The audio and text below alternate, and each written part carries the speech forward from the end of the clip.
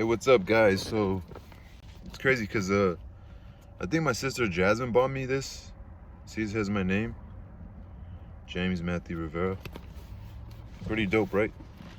So now we're on Matthew, the book of Matthew, chapter 2.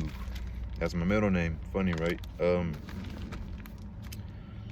So I'm the same person, you know. I'm gonna just get into reading this and then I could explain, maybe in a vlog video. So the first was talking about the lineage where Jesus came from, his ancestors. And now we're on Matthew 2, the visit of the wise men. So I don't think Jesus is born yet. I believe Mary hasn't gave birth to him yet. But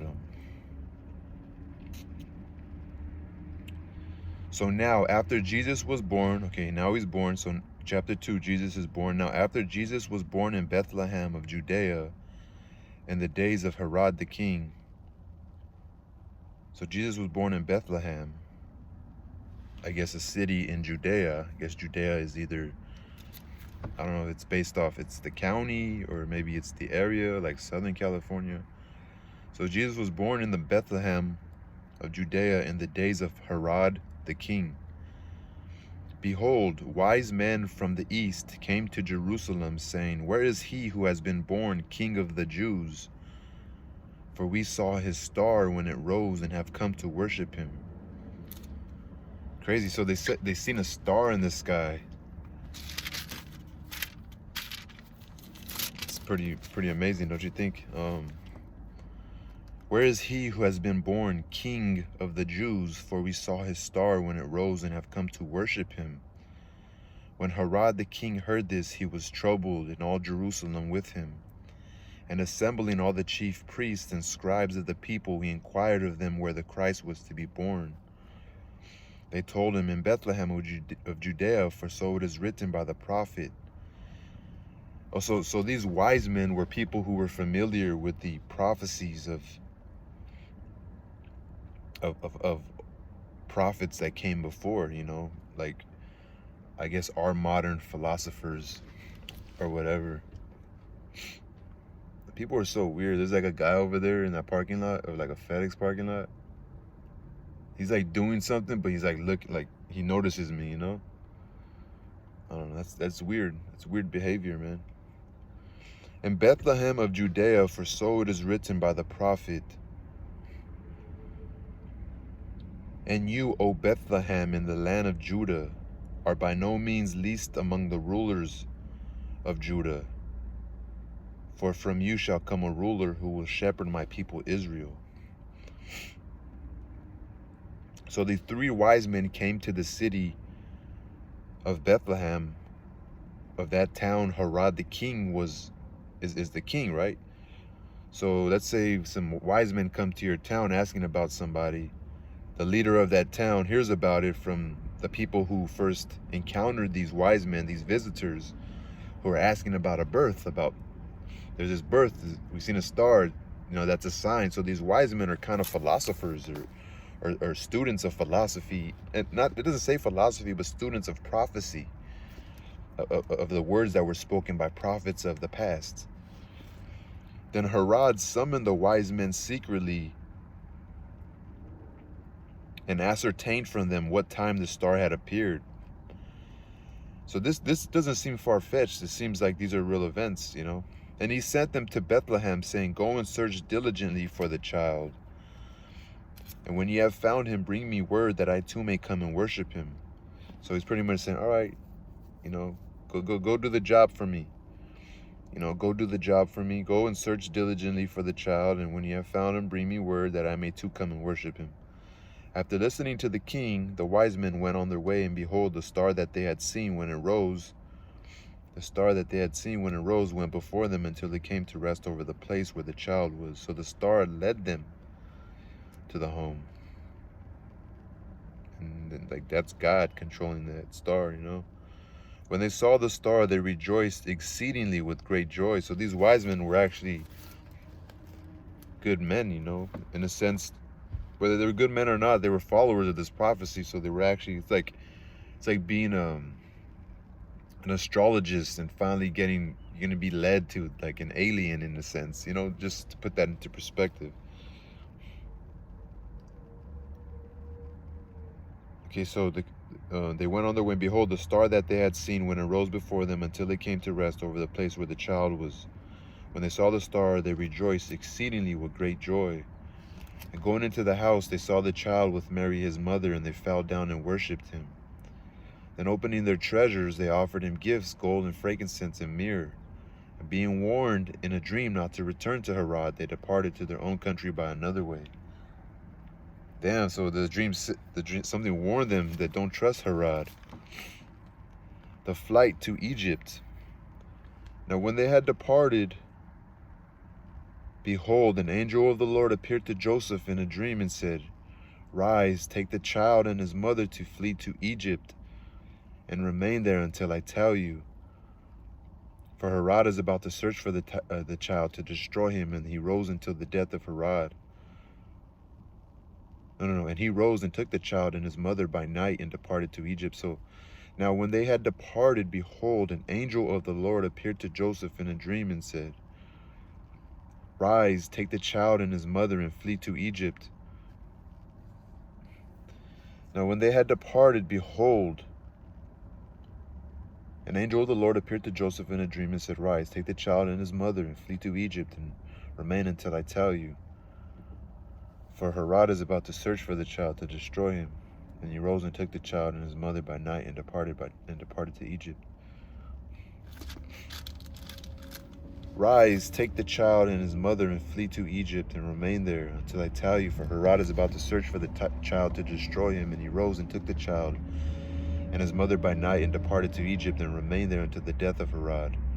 This was to fulfill what the Lord had spoken by the prophet, Out of Egypt I called my son. Okay, so the angel in the dream,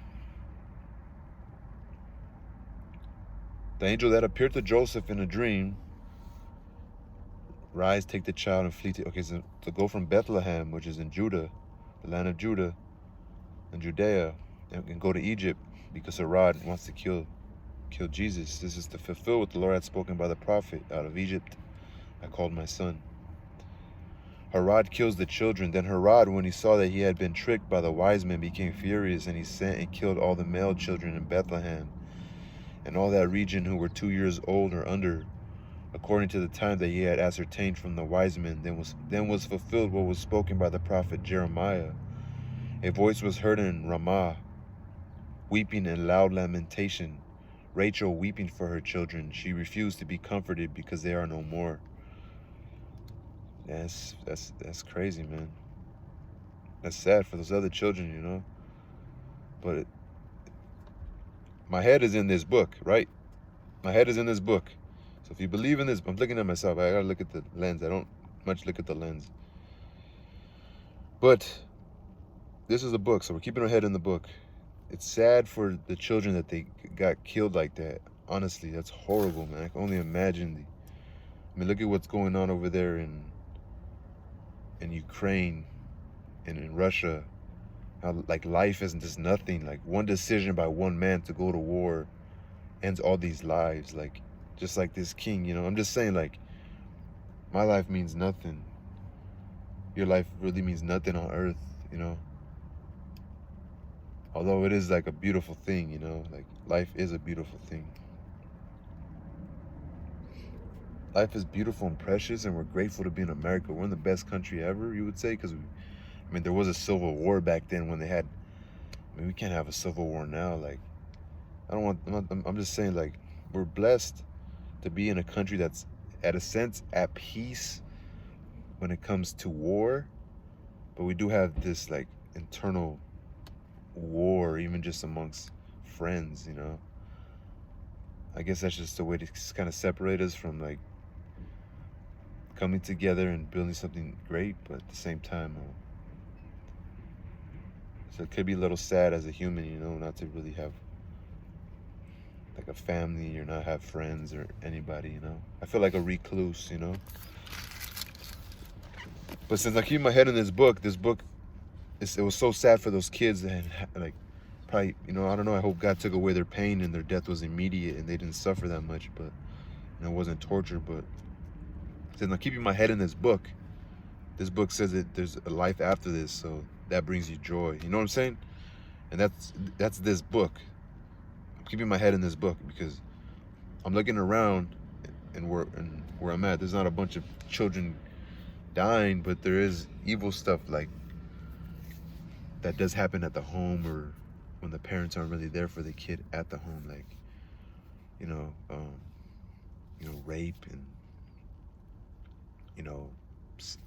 some sex, underage sex, and even in freaking Figueroa, these young ladies are getting being prostituted. It's like, oh, they're deciding to do it, so there's these pimps out there just guiding them. They're like sharks waiting for the fish to just, I don't know, get dropped in the ocean. And it kind of makes it seem like it's these young ladies' decision, supposedly. And it's funny because some of these young ladies are probably the golden nugget.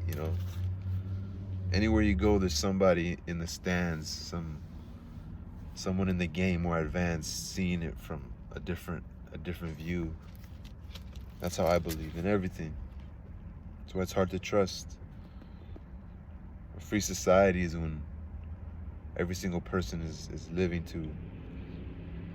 amongst peace, not breaking no laws or rules. But I guess when you live in a place where there's a lot of crooks and stuff, there has to be those people watching from the upper deck. I mean, at least, I don't want to think too deep where things are manufactured, because that would be really horrible if things were really manufactured. But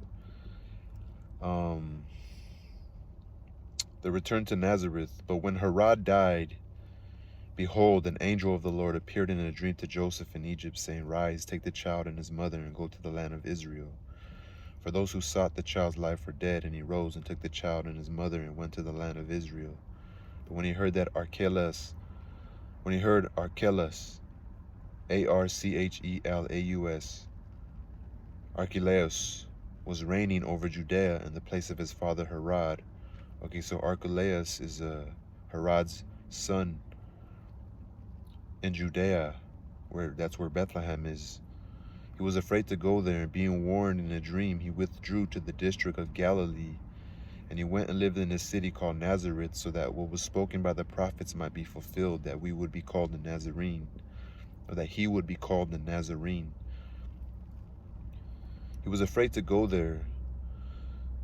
Okay, so in a dream, he withdrew to the district of Galilee. He was warned in a dream, so he went to the district of Galilee. So he went to Nazareth, which is a smaller town in the district of Galilee. So Jesus is born in Bethlehem, but because King Herod,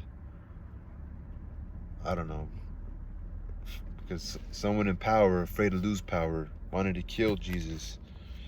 Jesus leaves just being a baby, so Joseph gets warned, so they end up going to Egypt. And years later, Herod dies, so he was warned to come back to Israel. So Israel is like the United States of America, right? And Bethlehem is in the district of Judea, which that land in the Old Testament started off by Judah. Judah was one of the sons of, I believe, Abraham. I could be wrong. It could be Isaac, or maybe Jacob. I think it was one of the sons of Jacob. I think Jacob is the father of Joseph, and Joseph's brother, that's where the 12 tribes of Israel came from. It feels good to know history. I mean, I guess it's one of the most important books in the world, you would say. I don't know. I have a little smirk when a lot of this information is recollected and comes back to my muscle memory. But so the Herod, so Herod's gone, so I guess he gets information. Joseph gets the information to go back to Israel, but he can't go specifically back to Judea because the son of Herod, even though Herod dies, the son took over now. You know, and if you know, people pass down stories, so of course, you know, and you really even trust some of the Jews? You know, they might have become really close and have done business with, you know, Herod and the royal families and things like that. You know, so Jesus just kind of leaves, or not now they come back. They go to the district of Galilee and they go to Nazareth. So now they're gonna go back to Nazareth. Yeah, that's the end of chapter 2. Peace, y'all.